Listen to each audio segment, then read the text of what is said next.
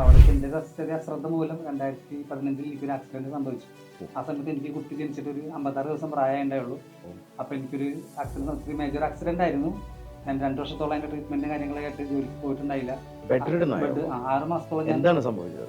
എന്റെ ഇടുപ്പല്ല് രണ്ടും അകന്നുപോയി. പെല്ലിക്കോൺ രണ്ടും അകന്നുപോയി. അങ്ങനെ ഞാൻ 6 മാസത്തോളം കിടന്ന കിടപ്പായിരുന്നു. ഹോസ്പിറ്റലിൽ ഞാൻ എറണാകുളം മെഡിക്കൽ സെന്ററിലായിരുന്നു ട്രീറ്റ്മെന്റ് എല്ലാം. അപ്പൊ എനിക്ക് അനങ്ങാനൊന്നും പറ്റൂലായിരുന്നു. ജസ്റ്റ് കിടന്ന കിടപ്പായിരുന്നു. എല്ലാ കാര്യങ്ങളും എൻ്റെ വൈഫും ഉച്ചയൊക്കെ എനിക്ക് ചെയ്തു തന്നായിരുന്നു. പല്ലേപ്പിക്കാൻ പോലും അവർ വന്നിട്ട് വേണം എന്നെ ഹെൽപ്പ് ചെയ്യാൻ. അനങ്ങാൻ പറ്റില്ലായിരുന്നു. സർപ്രൈസ് എന്താണത്? അത് നമുക്കിപ്പോൾ ഒരാൾക്ക് എന്തെങ്കിലും സർപ്രൈസ് കൊടുക്കുന്നുണ്ടെങ്കിൽ നമ്മൾ കേൾപ്പിച്ച് നമ്മളത് എന്താണെങ്കിലും നമ്മൾ കൊണ്ടുപോയി കൊടുക്കും. അത് കേക്ക് ആവട്ടെ, ഫ്ലവറിന്റെ ബൊക്കെ ആവട്ടെ, ചോക്ലേറ്റ് ഹാമ്പർ ആവട്ടെ, ഡ്രസ് ഹാമ്പർ ആവട്ടെ, നെറ്റ്സ് ഹാമ്പർ ആവട്ടെ, എന്തായാലും നമ്മളത് കറക്റ്റ് ടൈമിൽ ഓൺ ടൈമിൽ കസ്റ്റമേഴ്സ് നമ്മളത്. വിദേശത്ത് നിന്ന് ഒരാളെ വിളിച്ച് ഇങ്ങനെ ഒരു ഓർഡർ ഏൽപ്പിക്കുകയാണ്. ആദ്യത്തെ ഓർഡർ എങ്ങനെയാ വന്നത്?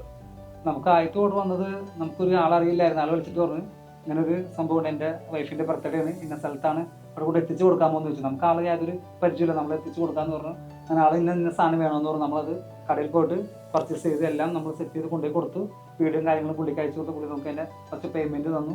അങ്ങനെ നമുക്ക് ഒരു ഓർഡർ കിട്ടി. അപ്പോൾ ഞങ്ങൾ അതിൻ്റെ സ്റ്റാറ്റസ് വീഡിയോ കിട്ടപ്പോൾ നമുക്ക് അങ്ങനെ ഓർഡേഴ്സൊക്കെ കിട്ടി തുടങ്ങി. അങ്ങനെ നമുക്ക് കുറച്ച് റീച്ച് ആയി കഴിഞ്ഞപ്പോൾ നമുക്ക് ഗൾഫിലുള്ള 1-2 ഏജൻസികൾ നമ്മളെ വിളിച്ചിട്ട് പറഞ്ഞ് ഇന്ന സ്ഥലത്തൊക്കെ ഓർഡർ കൊടുക്കാമോ എന്ന് ചോദിച്ചു. അങ്ങനെ നമ്മളായിട്ട് ചെറിയൊരു ട്രസ്റ്റ്, നമ്മളാളെ കണ്ടിട്ടില്ല, ഇതുവരെ നമ്മളാളെ കണ്ടിട്ടില്ല, ജസ്റ്റ് ഫോൺ വഴിയുള്ള മെസ്സേജിങ് മാത്രമേ ഉള്ളൂ.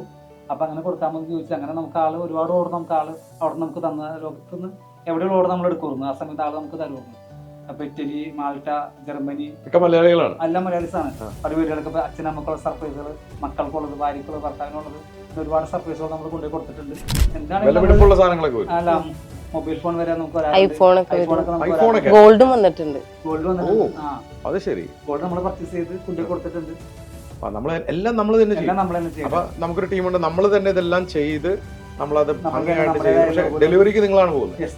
കാരണം ഒരു സർപ്രൈസ് നമുക്കൊരു നമ്മുടെ കറക്റ്റായിട്ട് അവിടെ എത്തിക്കണം, ഉറപ്പ് തന്നെയല്ലോ. നമ്മൾ തന്നെയാണ് പോകുന്നത്. നമ്മളെല്ലാം കറക്റ്റായിട്ട് ഓൺ ടൈമിൽ നമ്മൾ എത്തിച്ചു. അപ്പൊ അതിന്റെ വീഡിയോ എടുക്കുന്നു, നേരെ നമുക്ക് ആരാണ് ഓർഡർ തന്ന അവർക്ക് ആ വീഡിയോ അയച്ചു കൊടുക്കുന്നു. ഓക്കെ, അപ്പൊ ഏജൻസി ആയിരിക്കും, അല്ലെങ്കിൽ നമ്മുടെ ഡയറക്റ്റ് ക്ലയന്റ്. അതായത് അപ്പൊ ഇത് ഈ സർപ്രൈസുകൾക്ക് ഇത്രയും വലിയൊരു മാർക്കറ്റ് ഉണ്ടോ? അങ്ങനെ മാർക്കറ്റ് ഉണ്ട്. എല്ലാ ദിവസവും നിങ്ങൾക്ക് ഓർഡേഴ്സ് കൊടുക്കും? എല്ലാ ദിവസവും ഓർഡർ ഉണ്ട്.